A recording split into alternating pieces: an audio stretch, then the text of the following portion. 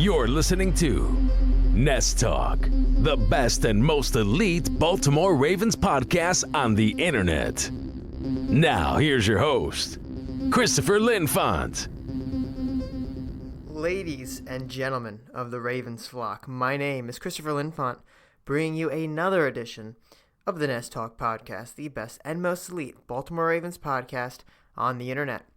Today is actually December 6th, Friday, December 6th, and we did not have an episode of Nest Talk last week, to which I am so sorry to everyone.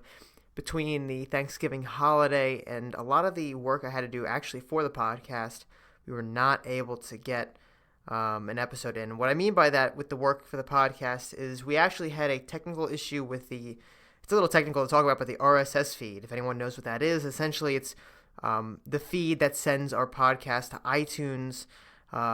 Pretty much broke down. This was noticed actually because we were joining Birdland Sports, a podcasting network for Ravens, Orioles, and Baltimore sports. So go check them out at birdlandsports.com. But anyway, I was playing with this RSS feed, and essentially we had to take every episode of Nest Talk from our current host, which is just through the website, baltimorefeather.com, and then move it over to a new program. Now, it looks like the feed is fixed, and we're actually on iTunes now. We're on Spotify now because of this feed, this new feed, and as well as iTunes has been updated, and it looks pretty good so far. It's much more responsive. I like it a lot better. So, essentially, all 54 episodes that were currently on the old feed had to be moved over to the new feed, and that required quite a lot of work, manual work, because I couldn't just hit a button and have it done. I had to do it all manually. So that took quite a while. That's pretty much the two reasons we didn't get an episode of Nest Talk in last week.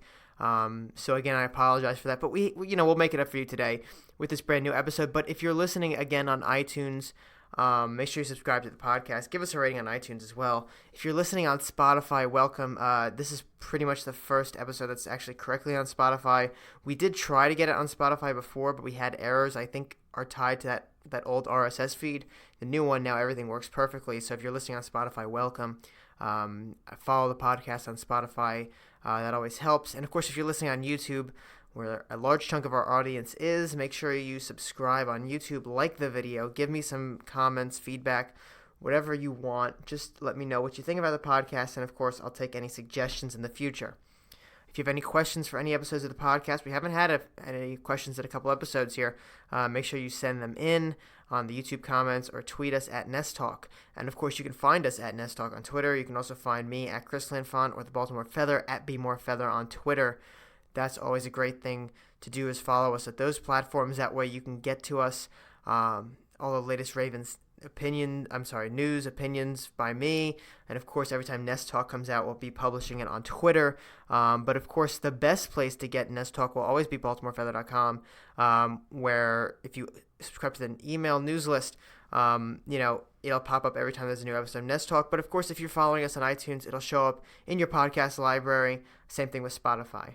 And of course, you can find us on Facebook, Nest Talk and Facebook, and Nest Talk and Baltimore Feather. Just search us up on Facebook. Finally, I want to remind you that our affiliate partner, FOCO, has a great deal going on for all NFL merchandise, Ravens merchandise, even Orioles merchandise, any league, everything 10% off, FOCO.com. Use promo code FEATHER10. That's Arabic numerals 10 at the end of Feather 10, just number 10 at the end of Feather. You get 10% off your entire first order at FOCO.com, which is, I think, a very, very good deal. Especially when we're coming up on the holiday season, of course, you got a lot of Ravens fans in your lives you want to get some gifts for. That 10% really can help, especially if you're trying to get a few things. So we have a lot of news this week, and we didn't do the podcast last week, so we are missing some news from last week. But we have news that actually took place this week since the 49ers game. And of course, we'll talk about the 49ers game. We'll talk about the Rams game. Very important games for very important points on both of those games. I will confess I didn't watch the full 49ers game. I haven't had the time to. It's been pretty hectic around my entire situation here. But, I got to the 49ers game actually at halftime. I was traveling back to Baltimore from Thanksgiving. And of course, Thanksgiving traffic on I-95, not very fun. So we were stuck quite a while, but maybe that was better because, it was pouring rain and I would have suffered through that for 2 whole halves. So we only got there for the second half, third and fourth quarter, but we'll talk about what I saw. We'll talk about what the win means. And of course, we'll go in depth on the Rams victory as well. But first, we have to get through the news. And there are quite a bit of transactions to go through, so let's just name them all first, and then we'll pick apart each one. So, in chronological order here, the Ravens on November 26th placed Matt Skura on the injured reserve. This is because of the season-ending knee injury he suffered against the Rams on that Monday Night Football game. The Ravens signed center Jake Brendel to replace him on November 27th, but on November 30th, they waived Brendel and signed guard Parker Enninger. I'm sorry if I'm pronouncing that wrong. It's Ehinger. Enninger, I think. Sorry, Parker. On December 2nd, they waived Bennett Jackson, the defensive back / special teams player, but this is because they were pretty sure that they were going to activate Brendan Trawick from the IR, which is exactly what they did on December 3rd, activating him from the IR so that he took Bennett Jackson's place. Then the Ravens signed offensive guard Will Holden to the practice squad on December 4th. And then, finally, the Ravens waived defensive lineman Zach Seiler and claimed Hronis Grasu, the center who spent time with the Ravens last year, off of waivers, and that was on December 5th. So now today's December 6th. We don't have any more roster moves to talk about. But we'll go into each one of these right here. And I want to start with Matt Skura, not only because it's chronologically the first move that actually happened, but I think it's the most important move the Ravens made in this series of transactions here. Listen, for all the criticism Matt Skura has gotten as the Ravens center from last year, even in parts of this year, he's improved drastically. And there's really, I don't think any way you can contest that point. Matt Skura has looked very much better in 2019 than he did in 2018. And, the offensive line as a whole has been pretty good for Baltimore this year. Our 2 tackles are fantastic. Marshall Yonda at the right guard is always good. Bradley Bozeman at left guard, not so great there. But he can improve. And when Matt Skura goes down, that's a major problem for the Ravens. Or it appeared to be. Matt Skura, it's tough to break him down. But his importance to this line cannot be understated, okay? And the worst part about this injury for him specifically was he was going into a free agency year. He's going to be an RFA, or restricted free agent, after the season. And you all know what this injury means, a season-ending knee injury to the IR means for Matt Skura. It means any prospect of a high-paying contract after this year, which he could have gotten, because he was playing much better than he was. And he was leading the AFC in center Pro Bowl votes. Don't forget that. Now, any contract he would have gotten, it's definitely going to take a hit. Monetary-wise, the value of it will take a hit because of that knee injury. Because any team that signs him, whether it's the Ravens or not, I think the Ravens will try to keep him after the season. But that knee injury hurts. It really hurts his prospects of getting a new contract. And that's probably the worst part about this this entire debacle here for Matt Skura. Now, Matt Skura was replaced by Patrick McCarry. Now, you'll remember Patrick McCarry. He was on the Ravens offseason roster, undrafted free agent. I don't actually know where he's from. I should have looked that up. But McCarry, I did not expect much at all from McCarry coming into this game. When he had to come into the game, because he obviously wasn't playing until Skura went down. And my assumption was they put McCarry at guard and Bozeman at center, since that's what Bozeman played in college at Alabama, and he's, had more experience on this team. Supposedly, a 2018 pick versus 2019 undrafted free agent should be, in theory, the better player to go into the center position, but that's not what the Ravens did. The Ravens kept Bozeman at left guard, and they put McCarry at center, and they asked McCarry to help block Aaron Donald. So, number one right there, that's a pretty tall task. Not only to go in and play center for an injured Skura, but to be part of the blocking mechanism of Aaron Donald, one of the most dominant defensive linemen this league has ever seen. And you know what? McCarry did pretty darn well. Honestly, he did very well for his position. I don't think Donald had a sack. No, he didn't have a sack all night. I don't even know if he had a tackle all night. That's how good Macari did. And it was very surprising, and I'm very glad the Ravens have Macari to come in and take over, at least in the short term, for Matt Skura for the rest of the season. Don't know what's going to happen after the season. But I think he played very well against the Rams, and he definitely deserves to start center for the rest of the year until he messes up, which I don't know if he will, because if you don't mess up against Aaron Donald, you're not going to mess up against the Jets defensive line, let's say. So that'll be a very interesting position player to watch moving forward in Macari. But, so the Ravens placed Matt Skura on the IR and they have to they made room for a new signing. And I actually didn't catch this because this was I don't think it was on Thanksgiving, but it was the day before or whatever, so I really wasn't paying attention to too much Ravens news. But they signed Jake Brendel, the former UCLA center. Now, he was an undrafted rookie free agent in 2016 when he signed with the Cowboys, but he was cut after the offseason, spent time with the Dolphins from 16 to 18. That's 3 seasons in Miami, and then it was cut, or departed Miami. I don't know if he was cut. He left for Denver, and after Denver being an offseason member, he joined the Baltimore Ravens this season. And honestly, if this was right after we signed him, I'd probably be trying to tell you what was good about him, what I liked about Brendel, but it does not actually matter because the Ravens ended up waiving Brendel, as I said earlier, for Parker Enninger. I am so sorry, Parker, because I'm having a terrible time pronouncing your name. Parker Enninger. So he's a guard. He was a 4th-round pick by the Kansas City Chiefs in 2016, so same class as Brendel, but actually was picked. Now, he spent 2 years with the Chiefs, 16 and 17, before moving on to the Cowboys in 2018. Spent time with the Jacksonville Jaguars and Arizona Cardinals this year, and now he's on the Ravens roster. And honestly, I think Enninger will probably be a better depth player for the Ravens at this point than Brendel. He has more experience.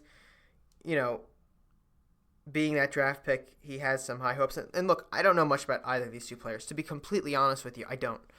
And I don't think either of them would have made the field anyway, but I think as a backup, I think I like Enninger better just because of that higher value in the draft. He spent time with the Chiefs. He's 6'6", 310 pounds, 6'6" tall. So, he plays pretty tough. He's from Cincinnati, the college. And we'll have to see if he can do anything for this offensive line. I don't think he'll ever touch the field this season. I really doubt he'll even be back next season. But if something does happen, at least we have somebody who has a little bit of pedigree behind him. It might be able to do something for the Ravens here. Now, when the Ravens waived Bennett Jackson, this move essentially was to make room for Brendan Trawick. And I really feel bad for Bennett Jackson here. The Ravens waived him again on December 2nd. And Jackson, he's a guy that spent a couple of years with the Ravens on the offseason roster. He was with the Giants for a while. I think he was drafted or undrafted or whatever. He was on the Giants in 2014 or something like that. So he's been in the league for a while, but just hasn't stuck anywhere. And I really do feel bad for Bennett Jackson here. But I think, if I remember correctly, and I'm checking now, that he was actually picked up by somebody. But, yeah, he was. So Bennett Jackson, he comes into the Ravens, right? And we know he's really not going to play much safety. That's his typical position. We've seen him in the offseason apparatus before. We know he's really not going to do that for us, and that's not what his purpose was. Even though he was brought in after Deshaun Elliott was injured, the Ravens had him play more special teams than anything. And he made some key tackles for the Ravens, and he looks good on special teams. But when Pro Bowler Brendan Trawick is available to return, Pro Bowl special teams player Brendan Trawick is available to return, there really isn't much of a choice than to cut Bennett Jackson. Because who else are you going to cut? Right? Who are you going to let go to make room for Brendan Trawick? It has to be someone who plays the same position because you're not going to load up on two guys when one's not really going to play that much anymore. And Bennett Jackson was filling that position, and he happened to be in the crosshairs. And look, he did fairly well for the Ravens. He really did. But Trawick is just better. And that's really the end of the discussion. Now, it's not all sad ending for Bennett Jackson, because through this, he actually got picked up by the New York Ravens. And by that, I mean the Joe Douglas, former Ravens scout, leading the New York Jets. And it feels like they just keep taking Ravens players over and over again. You know, you got C.J. Mosley. I think Alex Lewis is still there. There's a couple other guys, I think. I think Maurice Kennedy's with the Jets now, and now Bennett Jackson is. So, you know, Joe Douglas is picking up our scraps a little bit here. And he was claimed by the New York Jets, which is huge for him. It really is huge for Bennett Jackson. Not only is he going to be able to play special teams again and potentially fill a role and make some money doing that, but it's the Jets, and they need help in the secondary. Everywhere, really. I would not be surprised if Bennett Jackson gets the opportunity to play in the secondary. The only really good player they have in the secondary is Jamal Adams, right? The strong safety. He's fantastic. We almost traded for him. But, you know, that whole Jets team is a mess. And Bennett Jackson, with them being eliminated from the playoffs pretty much, I don't know if they're mathematically, but, you know, they're a losing team. Bennett Jackson can totally get reps in that secondary. I wholeheartedly believe it. And I wholeheartedly believe that Joe Douglas wants to see what Bennett Jackson can do for him, not only as a special teamer, but as a defensive back as well, and is evaluating him for next season, because that's what the Jets have to do at this point. Evaluate for next season, because this season is lost. So he's essentially getting a tryout for next year, which is fantastic for him, because he wouldn't be on the Ravens roster next year.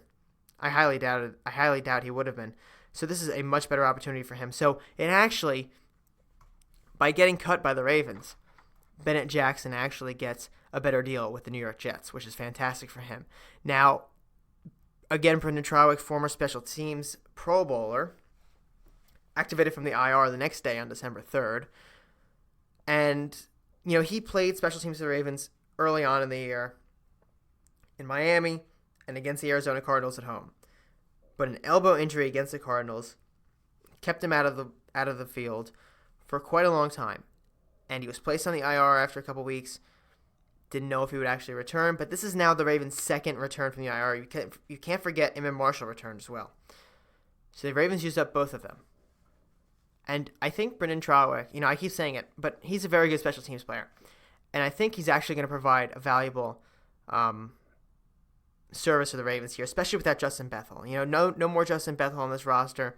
The Ravens are really missing that key special teams player. Trawick coming back in should be able to be that guy. And I'm very happy he's back. I think it's a good move for the Ravens to bring him back, even though we had to cut Bennett Jackson, who was actually doing very well. You know, Trawick coming back makes a lot of sense here. Will Holden to the practice squad. Honestly, I know nothing about Will Holden at all. You know, he's an offensive guard. He's 6'7". He's from Vanderbilt, 330 pounds. He was drafted in the 5th round of the 2017 draft. Let me see who actually drafted him here. The Arizona Cardinals drafted him 5th round, 157 overall, 13th pick in the 5th round. Listen, I don't think that this is a major move for the Ravens, but, you know, putting him on the practice squad, okay. I know they have Marcus Applefield back on the practice squad. They just keep shuffling the practice squad and now want to make sure they have some offensive linemen in case that something happened to the point where they had to go in and grab somebody for a very quick turnaround. Because that's what the practice squad is good for. That and developing players long term. But, you know, the Ravens right now aren't looking to develop him or Marcus Applefield long term. They want these guys on the squad in case something happens in the near future. To the point where they have to sign somebody like immediately to get on the roster and play. Right? They're not going to go find a street free agent who might be better than the guy they have to play Sunday if they're trying to sign somebody on Saturday, right? That's what the practice squad is really for here at this point. And finally, this is actually more surprising. Waiving Zach Seiler and claiming Hronis Grasu off waivers. This is the second time Zach Seiler has been cut this year. And Zach Seiler, actually, the Ravens were hoping to get him back on the practice squad, but they miscalculated. Ozzie Newsome's last draft pick was actually claimed. Now I can't even find who it is. By the Dolphins. He's claimed by the Dolphins. Miami Dolphins claimed Zach Seiler, Ozzie Newsome's last draft pick out of Ferris State, the defensive lineman. That's a bit of a problem because the Ravens wanted him on the practice squad. But they exchange him, and this was what makes me kind of confused here, for Hronis Grasu. And you'll remember last year, or maybe you won't because it was kind of minor. But Hronis Grasu spent a couple months with the Ravens on the active roster last year. Former Bears player, had a lot of injuries in Chicago. That's one of the main reasons that Chicago did not hold on to Grasu. He wasn't very good in Chicago, but all the injuries were a problem. Bringing in Grasu when you already had brought in Enninger, it doesn't make a whole lot of sense to me. I mean, he's not going to start, and now you're having two deep offensive linemen. I'm kind of confused by the move, to be honest with you. And I know Zach Seiler hasn't done anything for us, but it's a little early, I think, to give up on him, especially as the 7th-round draft pick. Now, we could potentially get him back after the end of the season, depending on what the Dolphins do with him. But Miami's in rebuild mode. They're looking for guys, and if they think Zach Seiler gives them an advantage at somewhere next year, they're going to hold on to him. So we probably lost Seiler for a while. And again, he didn't do anything for us, but I think it was a little too early to give up on him completely. Maybe they should have just kept him on the practice squad. I'm not sure. But that being said, he is no longer a Raven, and Hronis Grasu is. And I do have to say, the Ravens have made quite a lot of moves. For a team that's chasing a championship this year and doing it successfully at 10-2, this is a team that has made quite a lot of free agent moves, free agent acquisitions, trades, cuts throughout this entire season. I mean, this roster turnover has been nothing but extraordinary. Aside from key players, no one's safe. Maybe this is the whole Eric DeCosta way. And I mean, it's working. I'm not going to complain. But it's kind of surprising for a team that's on the cusp of a Super Bowl championship here to be, turning over their roster every other week. So, I mean, the injuries, you can't help it. Someone like Skura, you got to replace him somehow. But it's still kind of strange to me. Okay, moving on to the injury report. As we always like to do every week, we give you the injury status of the Ravens players heading into the game. This week's injury report is interesting because there's a few players on it. Actually, quite a number of players on it. Not all are injury related as always. But we actually have Friday's participation in kind of early. So we'll let you know what happens here. So Nick Boyle, tight end, was sick on Wednesday. So he did not participate at all, but he came back on Thursday and was a full participant. Brandon Carr, the cornerback / safety / anything on this in the secondary at this point, he had a not injury related absence on Wednesday and returned as a full participant on Thursday. Mark Ingram II, the running back, he had a non-injury related absence as well from Wednesday's practice, but was a full participant on Thursday as well. You can see a trend here. Jimmy Smith, non-injury related absence on Thursday, full participant. I'm sorry, I'm speaking too fast here. Jimmy Smith, non-injury related absence on Wednesday, returned on Thursday. Earl Thomas, non-injury related absence on Wednesday, returned Thursday. Another absence, non-injury related, Brandon Williams, did not participate on Thursday. He's not listed on the injury report on Wednesday, so I assume he practiced then. Marlon Humphrey has a thigh injury, limited participant in Wednesday's practice. Seth Roberts has a knee injury, limited on Wednesday. And, of course, I forgot to mention here, Marlon Humphrey and Seth Roberts both limited on Thursday as well, so Wednesday and Thursday. Patrick Onwaso, ankle injury, limited Wednesday, limited Thursday. And finally, Marquise Brown has an ankle as well, but he practiced on Wednesday but was limited on Thursday. Now, we do have information about Friday's practice, not if anyone was limited or not, but we know that everyone practiced in some dimension today, Friday. And that's huge. I mean, everyone here knows how big that is for the Baltimore Ravens to have a completely healthy team. Well, not completely healthy, but a super healthy team moving into the Buffalo Bills game. Because the Bills are no joke, okay? You can laugh all you want about Buffalo and their history of being a bad team. But these Buffalo Bills are no joke. And to have a fully healthy team, as healthy as it's going to get, limited participants and all, going into a tough matchup in Buffalo, this is what the Ravens want to see, especially when they're chasing a championship. A healthy Baltimore Ravens is crucial. So that's our injury reports for this week. If anything else happens, you can find that out at the Baltimore Feather, and I'll tweet that out if any major injury news happens where someone won't be participating in the game or something like that. But we won't really know much more until actives and inactives are published before the game this Sunday, which again is in Buffalo.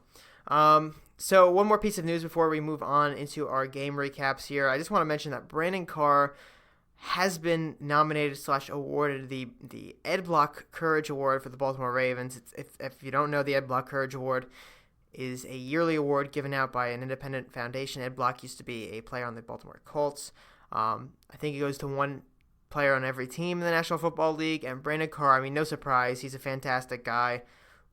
So heavily involved in charity work around Baltimore. It's really insane. Every time you turn around, there's another video, there's another article about something else Brandon Carr is doing with his time and money. So it's really fantastic for him to be nominated for this. And I believe he's been the Walter Payton nominee for 2 years running now. I don't know if he is this year or not, but I kind of expect him to be. So it's really fantastic. Everything he does, he's a completely upstanding guy. And he totally deserves, in my opinion, this award. So congratulations to Brandon Carr for being the Ravens nominee for the Ed Block Courage Award. Now, moving on here, I want to talk about the LA Rams game because we didn't talk about it last week because there was no episode of Nest Talk last week. Now, that game to me, and if you looked at my predictions, I thought it was going to be much closer. I thought the Ravens would actually lose. It just felt like one of those games where everything's going for you, but it just doesn't pan out. You know what I mean? The Ravens have that kind of stuff happen all the time. At least they did in past seasons, right? Not now. But it felt like to me the Ravens were going to get in a shootout with these guys. Jared Goff flipping the switch, turning on the lights. Todd Gurley hitting some strides. The Rams have been trying to expand his role in this Rams offense. And to me, on paper, it seemed like, okay, well, the Rams, they're desperate. Desperate teams, the most dangerous. They're going to be the guys to come in here and make the upset. It just felt natural to say that was going to happen. But that obviously was not the case. I was flat out wrong. Flat out wrong. And look, I'm fine with being flat out wrong when it means the Ravens are dominating. 45-6 final score. I thought it was going to be a 38-35 loss. 45-6 final score. And in my opinion, there are key points in this game, where it became apparent the Rams were going to have a little bit more of a tough time than we thought. And, Todd Gurley had a couple nice runs to start. He had a 1-yard run, but then his second run, he goes for 10. And you said to yourself, okay, looks like Todd Gurley is going to start moving this ball, right? 15 yards in the start of the second quarter. He had some nice runs. But after that, there really wasn't much more we saw of Todd Gurley. And he only ran the ball 6 times. And, the Rams get down by a couple scores. They start wanting to throw the ball. But the key to this game for Los Angeles was to establish a run game first with Todd Gurley. And that's not what they did. The Rams didn't do that. The Rams, yes, Jared Goff had to have a good game to beat the Baltimore Ravens. That's a fact. He had to play well. He played okay. He didn't play well. And when you abandon the run game that early on, you just give up like that with Todd Gurley. Todd Gurley is one of the NFL's premier rushers. I know he's been injured. I know he's been slower than normal. But he is a premier running back in this league. And you have to. If you're the LA Rams, you have to set him up to be successful. And the Rams didn't do that. The Rams simply ignored him. 6 rushes all game, unacceptable for Los Angeles. I see why they limited him because, again, the Ravens started to move. 2 touchdowns. Well, they scored a touchdown on every single drive Lamar Jackson had, but 2 quick touchdowns to Marquise Brown, right? They got sent panicking. That's exactly what happened. They were panicking. And I also said that Jared Goff had to have a good game. He had to have a lights-out game. and do well. And look, if you can pass the ball with Jared Goff on this Ravens defense and it's working, go for it. But it wasn't working. It wasn't working by any means. 212 yards, 5.7 average per attempt, 2 interceptions, no touchdowns, quarterback rating of 62 was his final stats sheet. 26 of 37 actually and that's completions and attempts there. That's also important to know. Not a very good chunk there. Lamar Jackson, 15 for 20, 169 yards. You might be like, 169 yards is pretty, not very good. 8.5 average per attempt. That's pretty good. QBR of 99.7, quarterback rating of 139.4. He had over 70 more points on a quarterback rating and QBR than Jared Goff. That's amazing. And this Rams defense, look, Aaron Donald should have been scary. Did nothing against the Ravens offensive line with Pat McCary at center. I know they double-teamed him. But Pat McCary, as part of that double team, should not have been able to prevent Aaron Donald from doing anything. Jalen Ramsey on that defense. Where was he all game? He got run over by Justice Hill. And the funny thing about this whole Jalen Ramsey fiasco, he and, what I mean by that is he and, who's the guy we traded for from the Rams? I can't believe it. Marcus Peters. He and Marcus Peters start jawing at each other all game, really. Got into a bit of an argument after the game. But think about this. The Rams gave up a first-round pick now and a first-round pick in the future to get Jalen Ramsey and traded Marcus Peters away to us. We gave up a fourth-round pick. Or was it a fifth-round pick? I think it was a fifth. And we gave up Kenny Young. And Marcus Peters is way more dominant right now than Jalen Ramsey is. That's insane. And it's really a testament to Eric DeCosta for finding guys who fit the scheme and getting them super cheap. I mean, I really hope we extend Marcus Peters after this year because he's been phenomenal for us. He and Marlon Humphrey would make an excellent team for a very, very long time. And I'm so glad he's on this team. I hope we can extend him soon. Now, back to the Rams game, though. So we had 195 total yards in the air because RG3, who really should be named RG4 now for fourth quarter, right? Comes in, throws for 39 yards, 3 attempts, 1 completion. I think it was actually to our rookie Miles Boykin, number 80. 39-yard shot. Finished with a QBR of 42.9, quarterback rating of 81.9. Higher QBR and higher quarterback rating than Jared Goff. Amazing. No picks, no touchdowns, was sacked once. Lamar was sacked twice for 9 yards, but, whatever. Because Lamar also had 8 carries for 95 yards. Longest was a 29-yarder, which he was angry about, by the way, because he didn't get in the end zone. He went down, to the 2-yard line and was so angry he didn't get in the end zone. I'm like, dude, you just ran for 29 yards. Chill. Why are you so upset with yourself? But that's just the guy Lamar is. He's so much of a perfectionist. He wants to score on every play. And he didn't score on that one. Was very, very upset with himself. Now he averaged 11.9 yards per carry, which is more than a first down every time he takes the ball, which is really something. I keep saying it, but I really didn't think this was ever going to happen with Lamar Jackson. I really never saw this coming. I always thought he was going to be too much of a project, was not going to pan out. Maybe be a decent quarterback, but never a great quarterback. I was so wrong. This game is evidence against that, against my former position, which, by the way, I declared over as soon as I saw that Miami Dolphins game. Next day I had an article out. I was wrong. And that was it. I've been on the Lamar train since. Now there are some people who are still not, but that's okay. But back to this game. Mark Ingram also had a very good game, and he's having a fantastic season. For $15 million over 3 years, $5 million average, that's pretty darn good. Compared to the money Le'Veon Bell got, which is around $60 million for 4 years, we're getting so much bang for our buck with Mark Ingram. He had 15 carries for 111. That's 111 yards. And a touchdown. His longest was a 25-yard run, averaged 7.4 yards a carry. Don't forget about Gus Edwards, who had 14 carries for 55 yards, 3.9 per carry.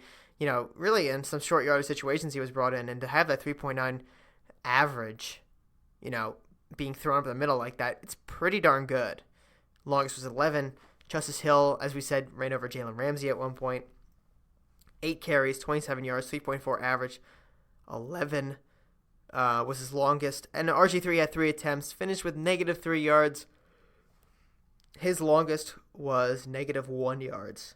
So he was really not too great running the ball when he came in for Lamar, but they were just running the clock out. Actually, wait a minute. What am I talking about? That's a kneel down. That's just dumb of me. I didn't even realize that. Those are kneel downs, so who cares? He didn't even run the ball at all. Why are kneel downs even on rushing stats? That's the real question. Why do we count kneel downs as rushes? They're not rushes. They're just giving up. Well, not giving up, but giving up the play just to advance. That's just stupid. So they almost got me there, but I'm too vigilant for that, as you all know. Receiving-wise, Mark Andrews had a nice game. No touchdowns, though. 45 yards on 2 receptions. Miles Boykin, 54 yards on 2 receptions. Marquise Brown with the best night of anybody on the receiving core. 2 touchdowns, 42 yards on 5 catches, I should say. Actually targeted 7 times. Seth Roberts, 3 for 39. Seth Roberts in recent weeks has actually been a pretty good receiver for the Ravens. I don't know if you've noticed that, but I have. And I've been very impressed with Seth Roberts. Ingram caught a ball, which was a touchdown.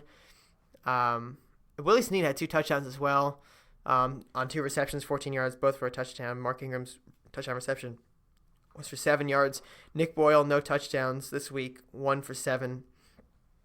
And finally, Hayden Hurst had a target but no catches. Defensively, the Ravens shut down. I mean, it's what are we going to talk about? Marcus Peters had a pass deflection and an interception. Jimmy Smith had an interception as well. I mean, just a complete beatdown of this team. Josh Bynes had a nice game. 3 tackles. 2 of them were combined, but he had a solo. Jimmy Smith had 3 solo tackles. Marcus Peters led the game in 8 tackles too, which is pretty crazy. Jalen Ferguson with a tackle for loss.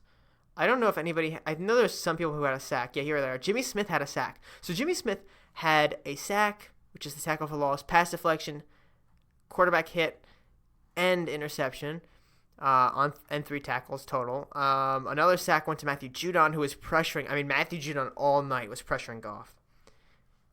I don't know if Goff was able to sleep without thinking of Matt Judon coming up behind him. Because Matt Judon, that body built by Taco Bell, really was hammering Goff all night, putting so much pressure on him. 2 quarterback hits, but the pressure was there. And I'm telling you, Eric DeCosta, give this man some money. We don't need him to walk. Because he is the best pass rusher we have. He's developing into one of the league's best pass rushers. We've been saying it for years he was going to do it because we all saw the talent he has. And we knew that Judon was going to be very good, and he's proving it. So, Matthew Judon definitely deserves some money. He's got 7 sacks on the year. We don't want him to walk away like Zadarius Smith, like Terrell Suggs, okay? We want him to come back to the Ravens, and be a stout pass rusher for years for us. Be the next maybe Terrell Suggs. I want to see that happen. Amon Marshall got in the game with a tackle. Tyus Bowser had a tackle. 2 quarterback hits, which is nice for him. He hasn't been very good for the Ravens long term here. But 4 sacks this season, 18 tackles. He actually looks pretty darn nice. I have to say, he looks like he's much better this year than at any year prior. And that's saying something. And I'm really happy for him because I do like him. I think he's a good player here. Just hasn't had the time to develop. Jihad Ward, not super involved in this game, even though he's been a pretty good player for us. Only a quarterback hit, and that just goes to show you everybody was getting involved in this pass rush. Special teams-wise, Sam Cook punted once. It was really late in the game. We were joking all game on Twitter, what happened to Sam Cook. Sam Cook's just chilling on the sidelines playing video games. What's he doing? Taking a nap. Only came in once. And the Ravens, I have to say that he almost came in, right? And then they got a penalty, so they said, we're going to send Tucker in. And then they take Tucker out, and then this is like from the 40-some yard line. They take Tucker back out, and they put the Ravens in. It was like 4th and 12. I don't even know what it was, but it was longer than normal, and they got it. It was like the 3rd quarter, and they were up 35-0 or whatever it is. 35-3, who knows? But, I mean, the Ravens are just so aggressive, and we barely see Sam Cook punt anymore. Where is Sam Cook? Has anybody seen Sam Cook? He punts like once a game now, which is amazing to think about. He's punted this year 24 times. His lowest amount of punts ever was last year with 60. He's got 24. We have 4 games left. We've punted 24 times in 12 games, twice per game. Think about that for a second. But moving on now, I do want to talk about the 49ers game, even though I keep meaning to watch the rest of it, but I'm so darn busy. Now, when I got there, and I wasn't able to listen to some on the radio driving down. Now, hey, it's not my fault that I got here late to this game and I wasn't able to cover it. First of all, I left my house making sure I had an hour to spare before the game. In case of traffic, in case of a line, I'd be there hopefully with an hour left. Supposed to get there at 12 o'clock, kickoff is at 1. I didn't get there till 2. I got delayed 2 hours on 95, which is just terrible. So that happened. But what I did see of the game, I listened to it as much as I could on the radio, like the entire first quarter. Didn't see like anything of the second quarter because I was walking over from our parking garage. But it was a slugfest. It was 2 juggernaut teams going at it in the worst conditions possible. And I have to ask one question to everyone who watched the game. This is at the end of the game. Did anybody actually think Justin Tucker was going to miss that kick? Honestly, when they sent Tucker out there for that 49-yarder, even though it was pouring rain, even though it was freezing, and I was standing in the upper decks, I didn't sit the entire game. It was too wet. I didn't want to pull that seat down and have to clean it all up and sit there miserable. I stood the entire time. We're all standing in the upper deck. And I was saying to people, this guy's not missing. Nobody up there expected him to miss.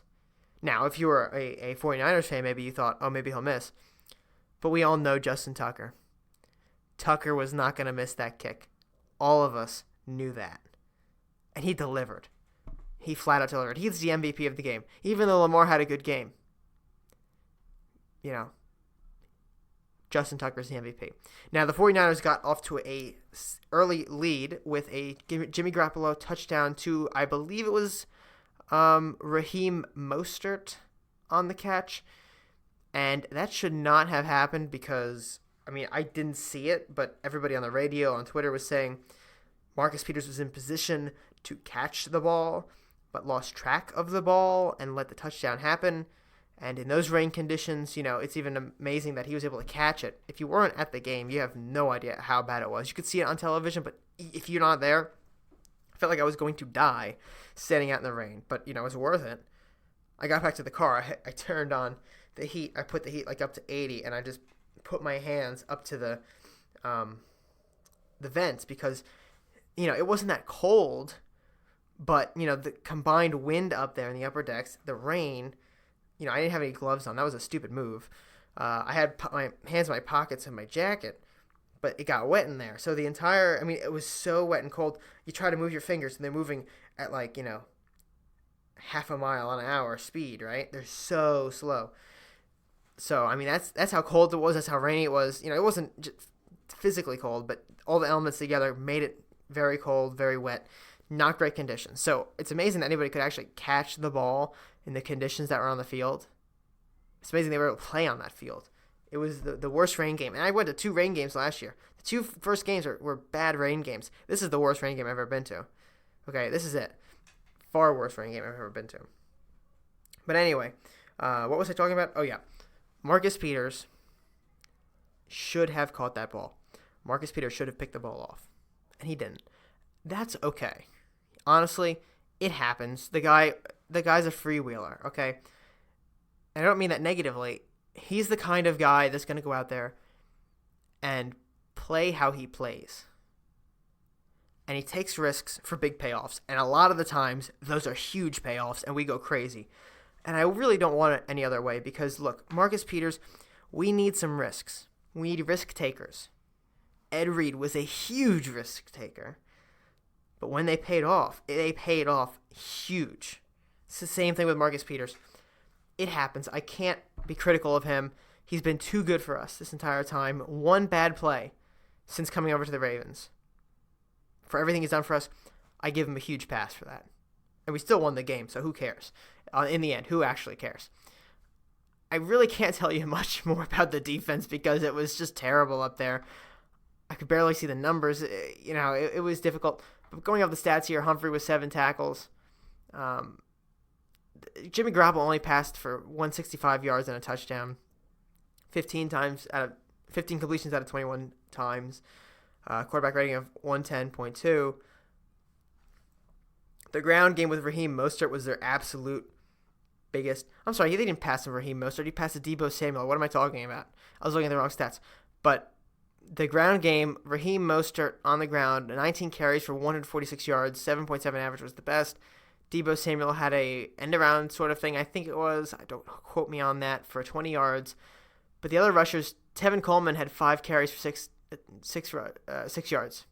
Longest was 2. Jimmy Garoppolo had a rush for 3 yards.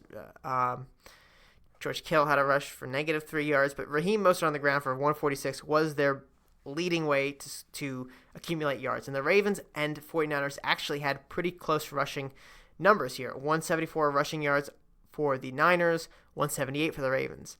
The Ravens actually rushed way more than the Niners, so the Niners were more efficient in getting those rushing yards, actually. Believe it or not, because that's not normal for the Ravens to be produced efficiency-wise in the rushing attack.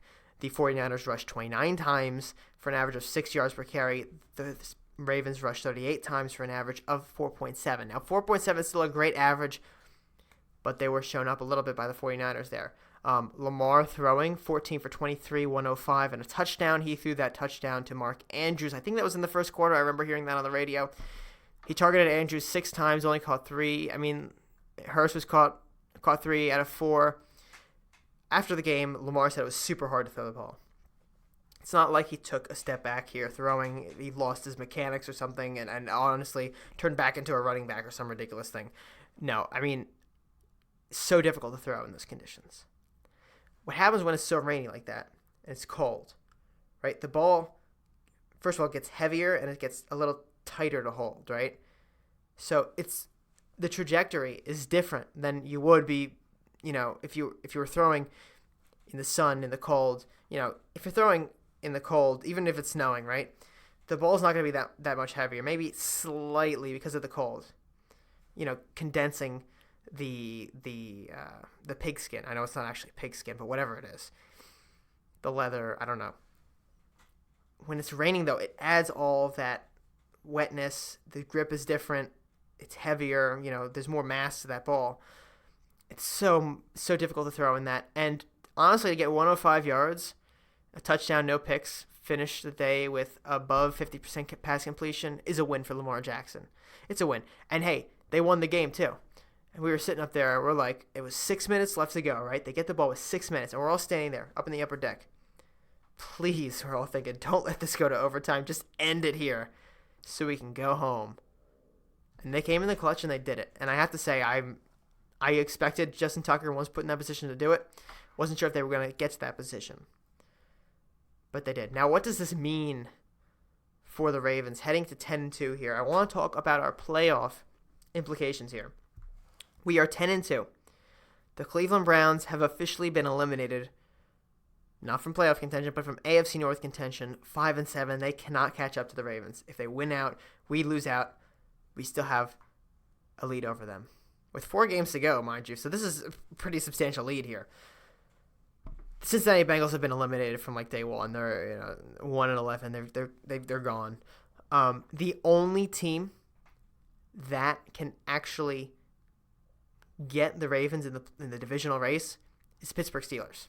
The Steelers are 7-5. If they win out and we lose out, they win the division. But that's gonna have to be a very, very that'd be a very difficult thing to do. Now, if the Ravens win in Buffalo, now here's where things get murky, right? The Ravens currently have. Let's backtrack. The Ravens currently have a 99% chance to make the playoffs. And this isn't just me making up numbers. This is 538. Now, you don't know 538. They do polls for politics. They do um, percentages for potential wins and losses in the NFL and other sports, they're very big on stats. They're very good at projecting things. Now, they're not always perfect, but they're going to give you the possibility, the chance for everything. According to them, the Ravens have a greater than 99% chance to make the playoffs, a greater than 99% chance to win the division, a 95% chance to get a first-round bye. They have the highest percent chance of everybody else in the league that is not the New Orleans Saints of making the playoffs because, or, they're also tied with the New England Patriots to make the playoffs. New Orleans Saints have already clinched, so they're 100% chance to make the playoffs. Now, the Ravens, just want to point this out, 538 says the Ravens have a 30% chance to win the Super Bowl. 30, that's highest by far. Now, if we tell 538 the Ravens win in Buffalo, Baltimore clinches a playoff spot. Not the division, but a playoff spot. Okay? The Ravens division still can be won by the Pittsburgh Steelers, even if the Ravens get to 11-5.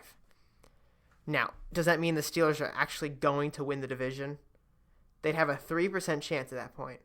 But they play Tampa Bay this week. And let's say they win against Tampa Bay. Then they have a 6% chance at winning. I'm sorry, what am I looking at here? This is the Colts. The Steelers play Arizona. I am sorry. They have a less than 1% chance to win the division. But they still have a good chance to make the playoffs. Now, the Steelers would have to play Buffalo and New York next. But it doesn't matter because if the Ravens beat the New York Jets, after beating the Bills, they win the division. And that's it. So, the Ravens can clinch a playoff berth this Sunday. Let's review. The Ravens can clinch a playoff berth, a wild card berth at least, against the Buffalo Bills if they win in Buffalo. But they have to win there first.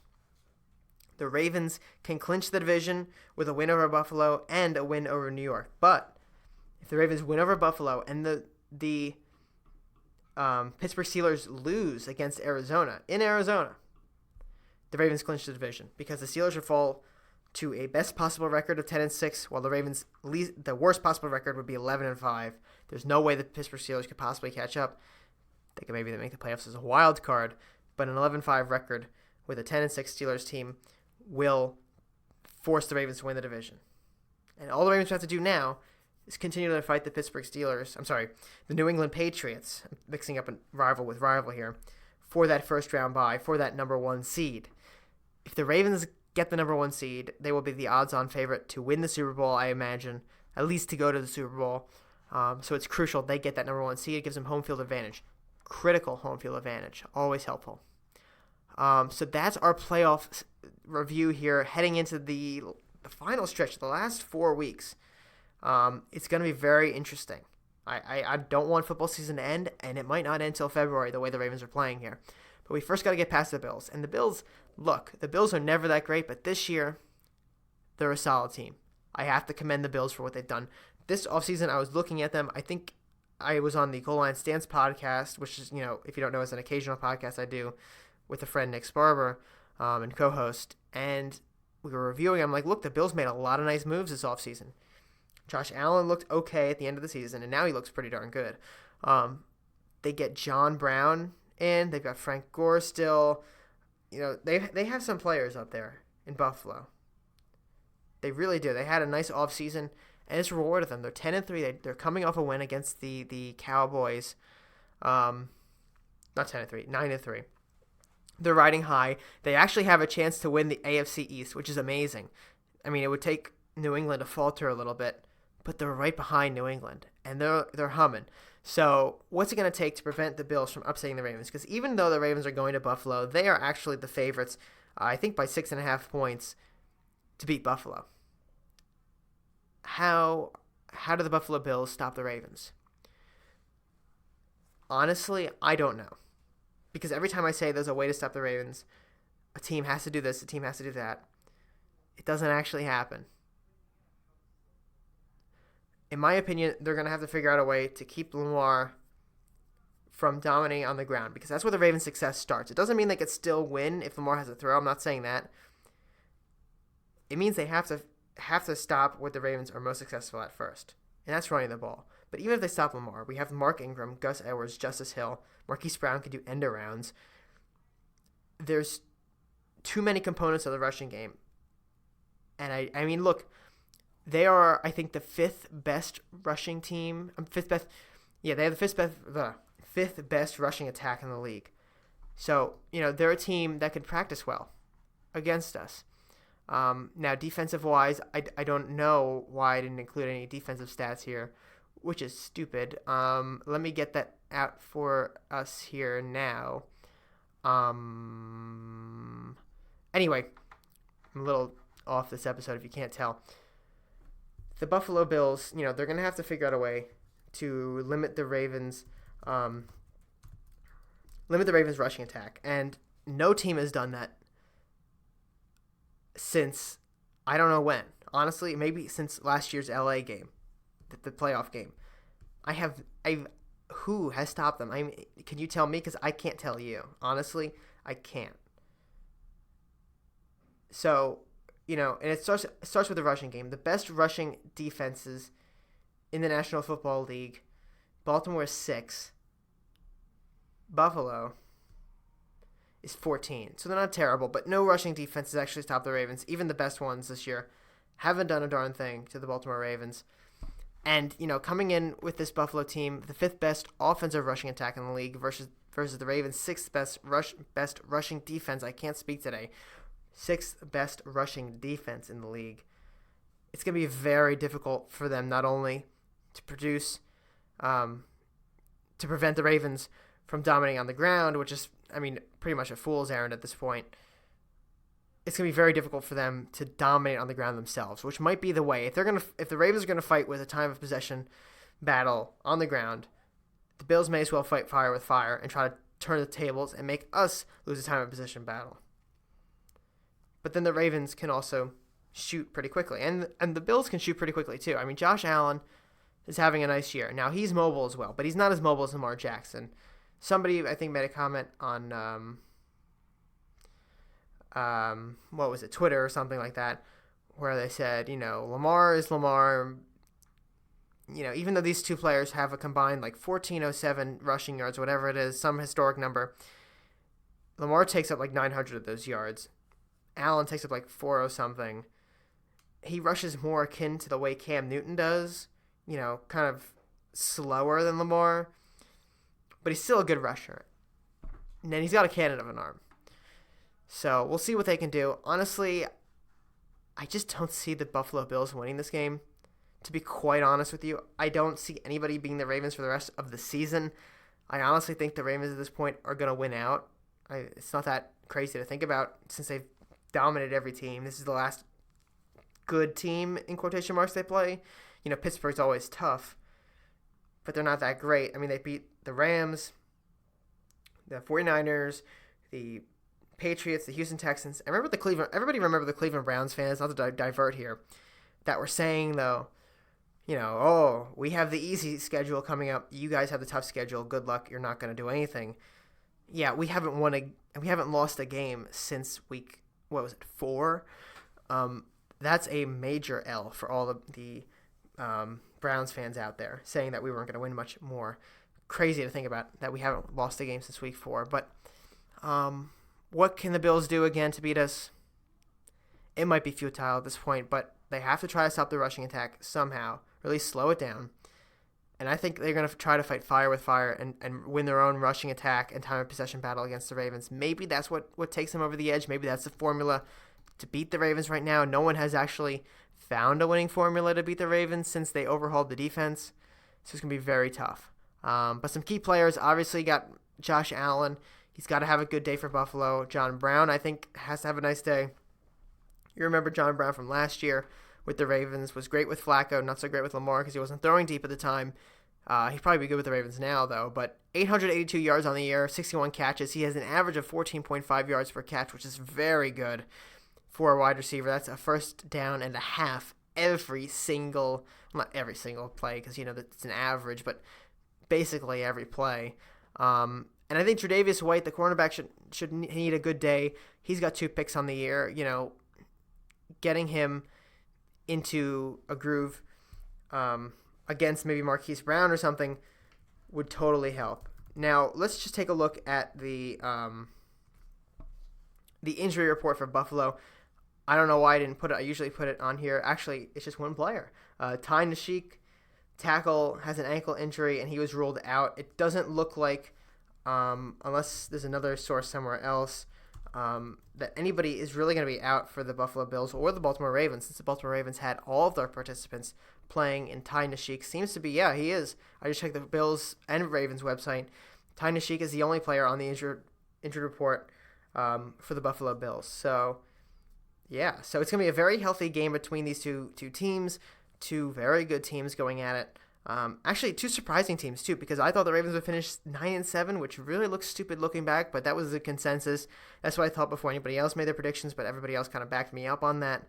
And, of course, the Bills no one saw as a playoff team at all, so that is very interesting as well. So this is a battle between two very surprising teams, both on the rise for the future. Two nice head coaches in Sean McDermott, who I really have a lot of trust in for the Bills, and John Harbaugh, who I think should win Coach of the Year. Two exciting second-year quarterbacks in Josh Allen and Lamar Jackson, maybe the two best quarterbacks of that draft class looking back. I think it's still too early for Baker Mayfield, Sam Darnold, and Josh Rosen to be rolled out, but right now the highest producers are Lamar Jackson and Josh Allen. So we'll see how the Bills do. My official predictions will be out on, I think, Saturday, tomorrow. We'll see how that goes. But in the meantime, make sure you check out BaltimoreFeather.com for all the latest in Ravens news articles and, of course, my opinions on there. Follow us at Be More Feather or follow the podcast at Nez Talk. I'm really trying to use the Twitter account for Nez Talk more, put more content on it, so I hope you guys enjoy that. Find us on Facebook. Just search up Nez Talk or Baltimore Feather. And make sure you go to Foco.com and use promo code Feather10 for 10% off your entire purchase of any Ravens, Orioles, anything on the entire website. It's 10% off. Use it while you still can. It expires December 12th. So we'll see you next week. I promise we will have an episode next week. We're not going to do it. I'm not going to do what I did to you this past week with the no episode after the Rams game, but we will be back next week for episode 56. But for now, let's go see the Ravens win on Sunday. And until next week, this is Christopher Linfante signing out.